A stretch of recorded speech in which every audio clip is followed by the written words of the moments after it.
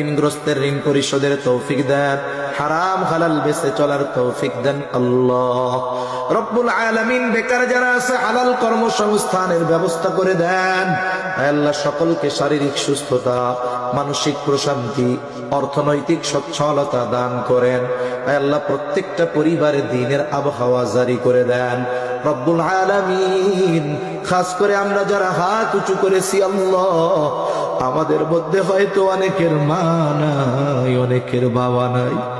আয় আল্লাহ, মা বাবা কত বড় নেয়ামত, যার নাই সে বোঝে মা বাবা কত বড় নেয়ামত।